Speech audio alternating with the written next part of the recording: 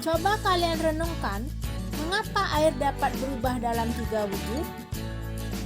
Air akan menjadi padat jika suhunya diturunkan. Tetapi, jika suhunya dinaikkan, maka air berubah menjadi uap. Perbedaan wujud zat dipengaruhi oleh kerapatan antar partikelnya. Mengapa pula senyawa yang berukuran besar, titik didihnya lebih tinggi bila dibandingkan dengan senyawa yang berukuran kecil? Coba bayangkan, dapatkah kalian hidup sendirian tanpa teman? Rasanya sangat sulit, bukan? Fenomena itu terjadi karena adanya perbedaan interaksi antar molekul yang terjadi pada masing-masing senyawa. Apa pengaruh interaksi antar molekul terhadap sifat senyawa? Perbedaan interaksi antar molekul yang terjadi pada suatu senyawa akan mempengaruhi sifat fisika senyawa tersebut, yaitu perbedaan titik didih dan titik leleh. Nah, interaksi antar molekul yang akan kita bahas yaitu gaya London atau gaya dispersi, gaya dipol-dipol, dan ikatan hidrogen. Apa itu gaya London?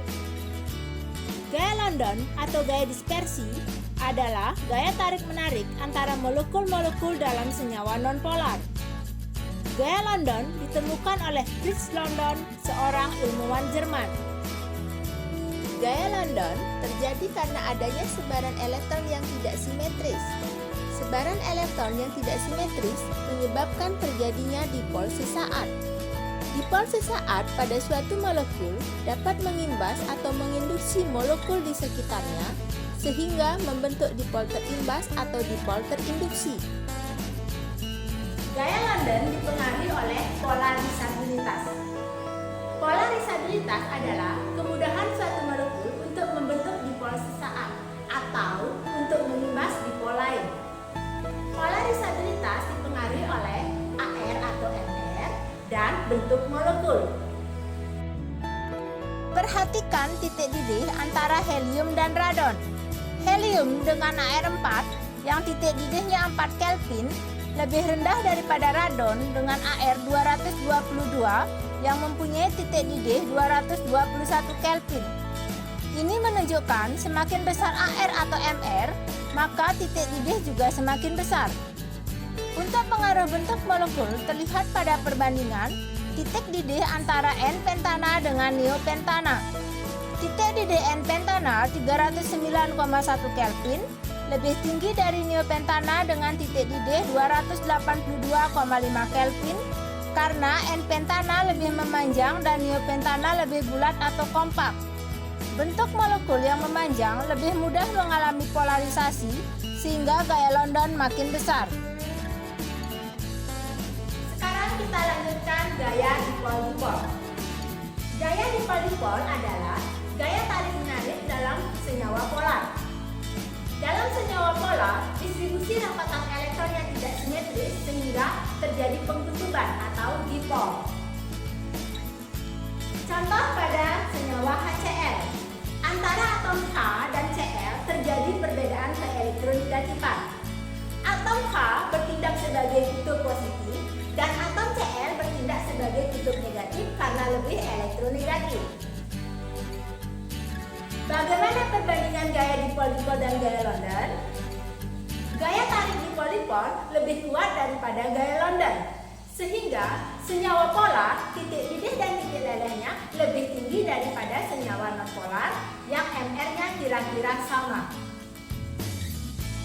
Perhatikan titik didih N-butana dan aseton dengan MR yang sama yaitu 58. Titik didih N-butana lebih rendah daripada aseton karena N-butana merupakan senyawa nonpolar sehingga terjadi gaya London, sedangkan aseton merupakan senyawa polar sehingga terjadi gaya dipol-dipol.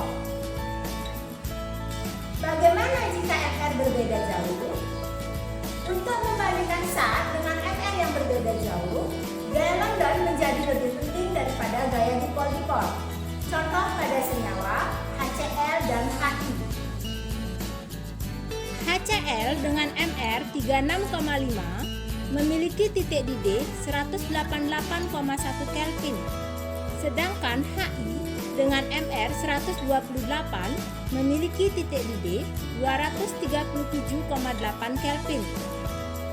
Dilihat dari sifat senyawa, senyawa HCl lebih polar dari Hi.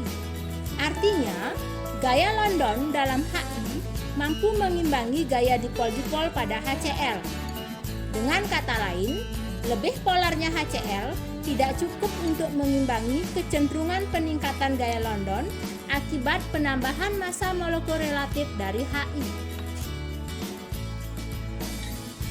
Nah, sekarang kita lanjutkan ke ikatan hidrogen.